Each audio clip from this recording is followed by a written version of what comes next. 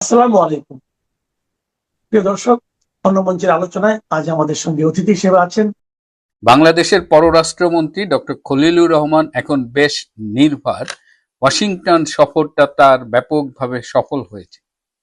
China সফর ব্যর্থ হলে তিনি যখন ওয়াশিংটনে গেলেন এবং সেখানে যখন তিনি সাফল্যের ঢেকুর তুলছেন, ঠিক সেই মুহূর্তে সেই আমেরিকার প্রেসিডেন্ট চায়নায় গিয়ে আসলে কি করলেন? চায়না সফর কি তার সফল হলো নাকি ব্যর্থ হলো? আজকে এই দুটো বিষয় নিয়ে আলাপ করব। শেষ পর্যন্ত সাথে থাকবেন।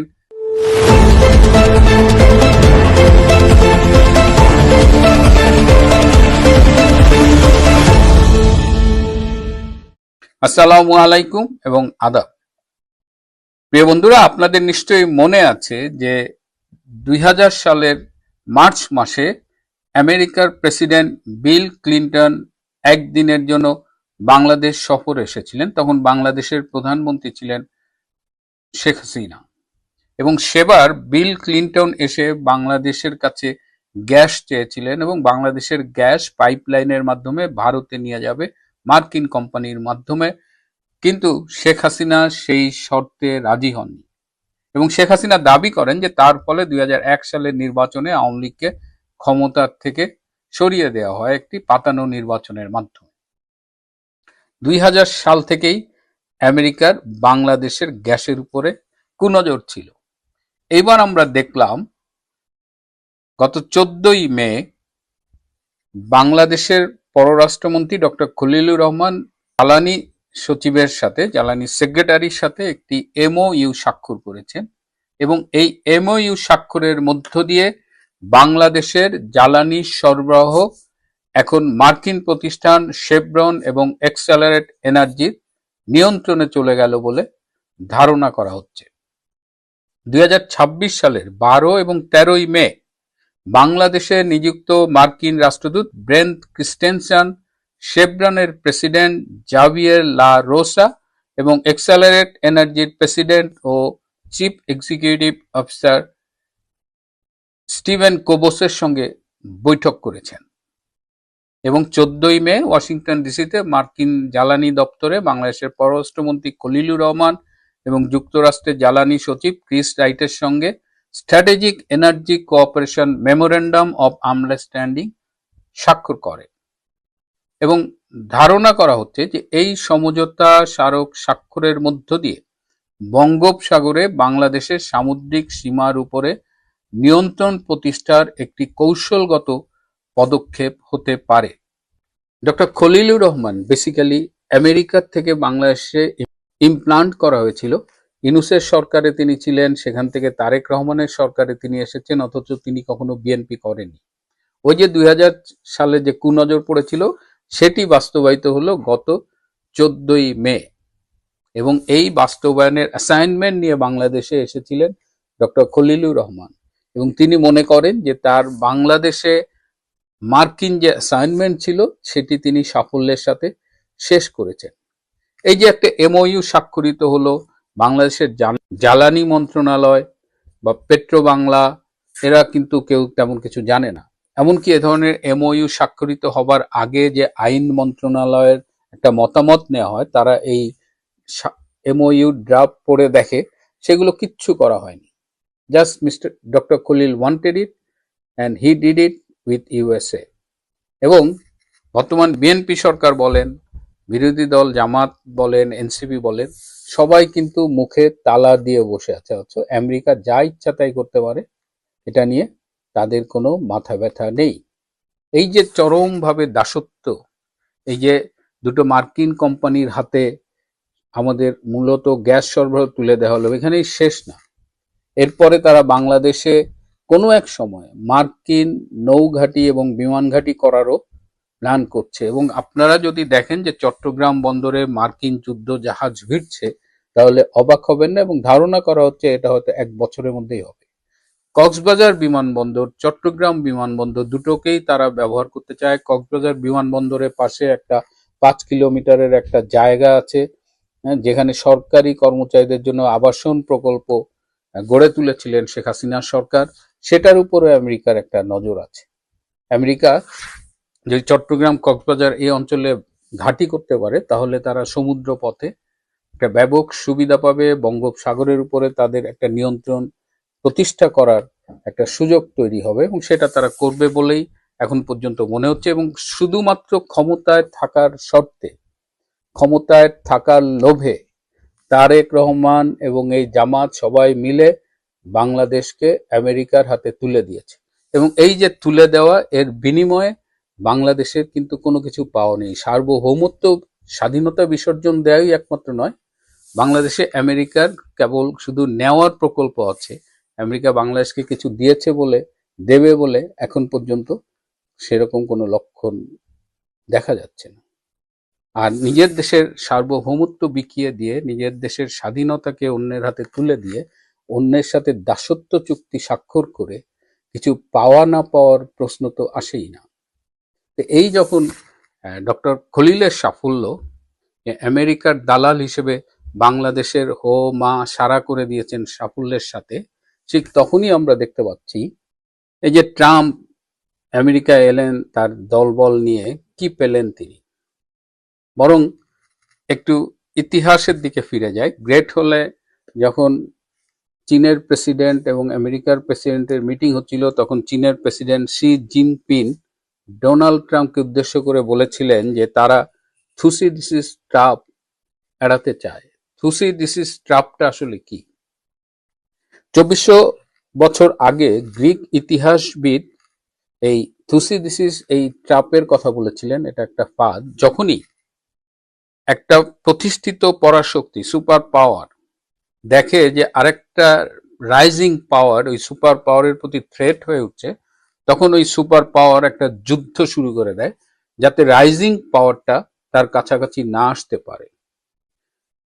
গ্রিক ইতিহাস দেখলে জানা যায় যে গ্রিক নগরী এথেন্স যখন উঠে আসছিল, উত্থানের মুখের একটি শক্তি, তখন প্রতিষ্ঠিত নগরী পরাশক্তি যেটা স্পার্টা, তারা চেয়েছিল এথেন্সের উত্থান রহিত করতে। সুতরাং এথেন্স এবং স্পার্টার মধ্যে একটি যুদ্ধ হয়েছিল এবং সেই যুদ্ধে স্পার্টা জয়লাভ করেছিল।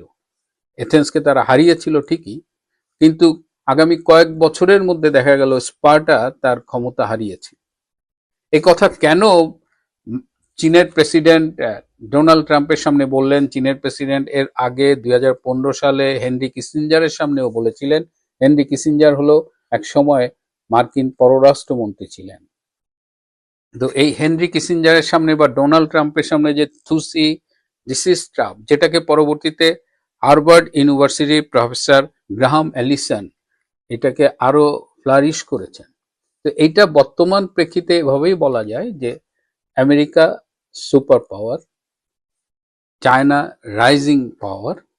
সো চায়না আশঙ্কা করছে যে তারা, আমেরিকা নিশ্চয়ই চায়নার সাথে যুদ্ধে জড়াতে পারে, যেহেতু ইতিহাস বলে যে 16 বার এরকম পরিস্থিতির সৃষ্টি হয়েছিল এবং তার মধ্যে 12 বারই পরাশক্তি এবং রাইজিং পাওয়ারের মধ্যে যুদ্ধ বেঁধেছিল। তো চায়না এই যুদ্ধটা এড়াতে চায়। চায়না চায় যে আমেরিকা তাদের ইকুয়ালি ট্রিট করুক, যেন যুদ্ধে না যায়। আমেরিকা যেন চায়নাকে প্রতিরোধ করার বা কন্টেইন করার চেষ্টা না করে। কিছু স্পর্শকাতর ইস্যু রয়েছে, যেমন তাইওয়ান ইস্যুতে আমেরিকার অবস্থানটাকে চায়না কখনোই ভালো চোখে দেখে না। ট্রাম্প এবার একটা বুদ্ধি নিয়ে গিয়েছিল। এই আমেরিকান কোম্পানি এনভিডিয়ার নাম আপনারা শুনেছেন। এনভিডিয়া চিপ বিক্রি করে, চিপ বানায়। এই চিপ হলো যে কম্পিউটারের সিপিইউ, তারপরে আর্টিফিশিয়াল ইন্টেলিজেন্স, এগুলোর জন্য প্রয়োজন হয়। তো এই এনভিডিয়া H200 চিপ তৈরি করেছে, খুবই শক্তিশালী।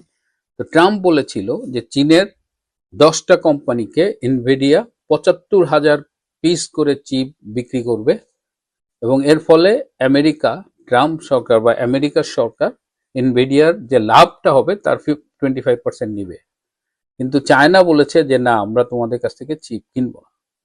কারণ চায়না মনে করে যে আজকে ফুসলায় চিপ ধরায় দিল এবং এই চিপ ধরানোর মধ্য দিয়ে চাইনিজ প্রযুক্তির উপরে একটা কন্ট্রোল নিয়ে নিল আমেরিকান কোম্পানি, এবং আবার ট্রাম্প একটা ফাইজলামি শুরু করে দিল। আবার একটা সময় ছিল যখন এই আমেরিকান চিপসের 90%-এর বেশি চায়না কিন্তু এই ট্রাম্পের এই এই ট্যারিফের ফাইজলামি শুরু করার ফলে আজকে এর ধমক দেয়, কালকে অমর ধমক দেয়, কালকে চায়নার সাথে ব্যবসা বন্ধ করে। চায়না কি করছে, নিজেরাই চিপস বানানো শুরু করছে, এবং সেই যে 90% চিপস কিন্তু আমেরিকার থেকে, চায়না কিন্তু এখন জিরো চিপস কেনেই না বলতে গেলে।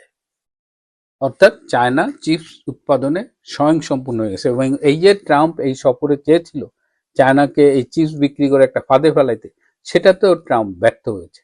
এবং ট্রাম্পের যারা সফর সঙ্গী ছিল তারাও বলেছে, ট্রাম্প নিজেও স্বীকার করেছে যে চীন এবার আমাদের কাছ থেকে চিপ কিনতে অস্বীকৃতি জানিয়েছে।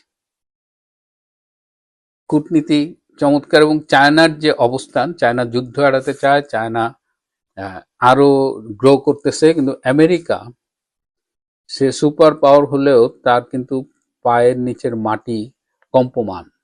এবং সেই যে ইতিহাসের কথা বললাম যে স্পার্টা এথেন্সকে হারিয়েছিল ঠিকই, কিন্তু স্পার্টার শ্রেষ্ঠত্ব আর বেশি দিন থাকেনি। সো এই ইরান যুদ্ধের মধ্য দিয়ে আমেরিকার পতন কিংবা পিছু হটা শুরু হলো কিনা সেটা আগামীতে সময় বলে দেবে। প্রিয় বন্ধুরা, আজ এ পর্যন্তই। ভালো থাকবেন, সুস্থ থাকবেন, তার চেয়েও জরুরি হলো নিরাপদে থাকবেন। সবাইকে অনেক ধন্যবাদ। আসসালামু আলাইকুম।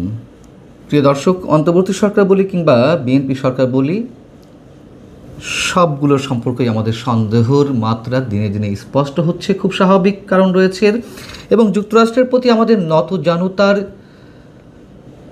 সব দিক ঠিক একইভাবে ক্রমশই স্পষ্ট হচ্ছে। মার্কিন বাণিজ্য চুক্তি বাতিল করার দাবি যখন সারা দেশ থেকে উঠছে এবং সরকারের পক্ষ থেকেও দাবি করা হচ্ছে যে এটি আসলে বাতিল না করা হলেও রিভিউ করার সুযোগ রয়েছে, কিন্তু সেসবের কিছুর আগেই এবার জ্বালানি সহযোগিতা একটা স্মারক স্বাক্ষরিত হয়েছে যুক্তরাষ্ট্র এবং বাংলাদেশের মধ্যে। বাংলাদেশের পক্ষে এই সমঝোতা স্মারকে কে স্বাক্ষর করলেন? সেই বহুল বিতর্কিত আমাদের পররাষ্ট্রমন্ত্রী, সাবেক নিরাপত্তা উপদেষ্টা ডক্টর ইউনূস সরকারের ডক্টর খলিলুর রহমান। আর যুক্তরাষ্ট্রের পক্ষে এই স্মারকে স্বাক্ষর করেছেন দেশের জ্বালানি মন্ত্রী ক্রিস রাইট।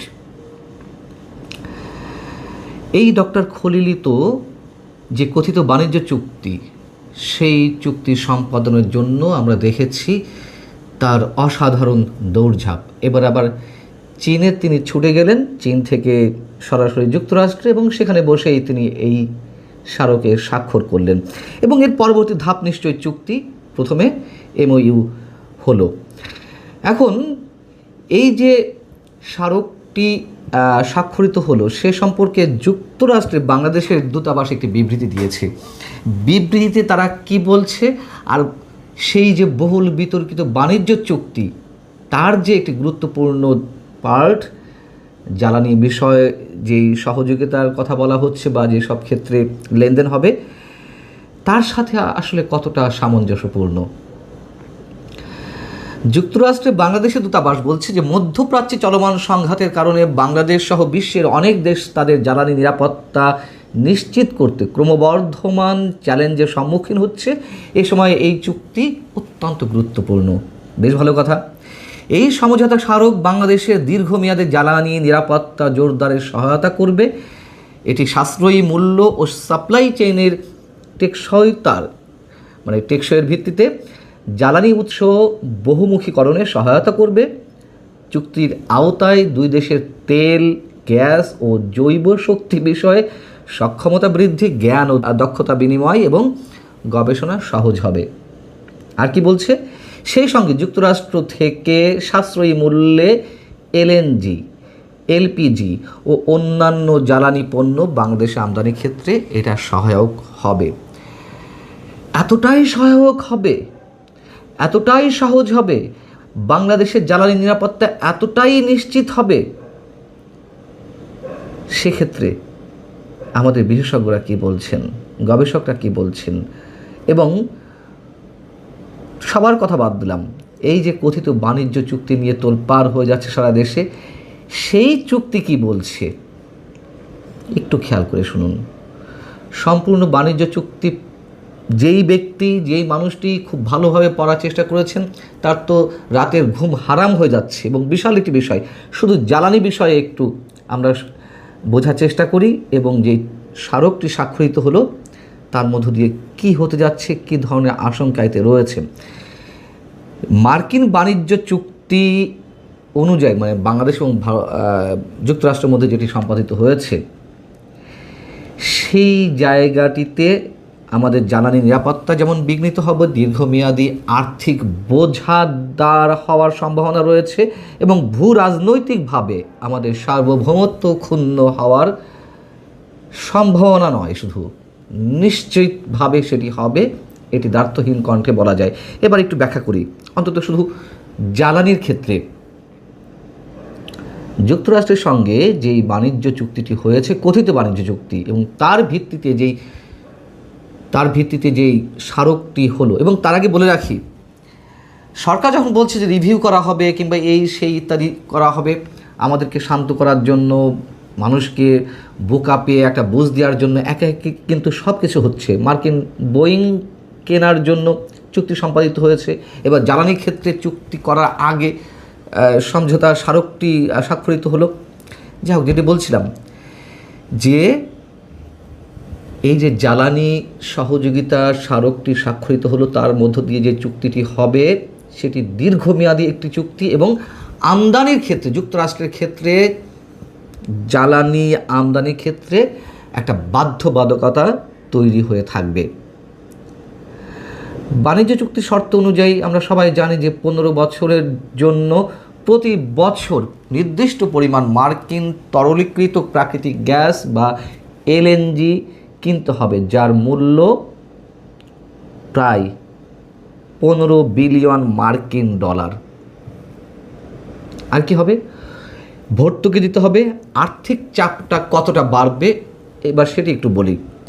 এই যে বিপুল পরিমাণ জ্বালানি আমদানি করতে হবে এবং তার যে বিল পরিশোধ করতে হবে, সেটি করতে গিয়ে আমাদের দেশীয় গ্যাস অনুসন্ধান এবং সাস্টেনেবল বা টেকসই উন্নয়ন ব্যাহত হবে এবং এটিকেই বলা হচ্ছে, বিশেষজ্ঞরা বলছেন, এনার্জি ট্র্যাপ বা জ্বালানির ফাঁদ। বাংলাদেশ সেই ট্র্যাপে পড়তে যাচ্ছে না, পড়ছে।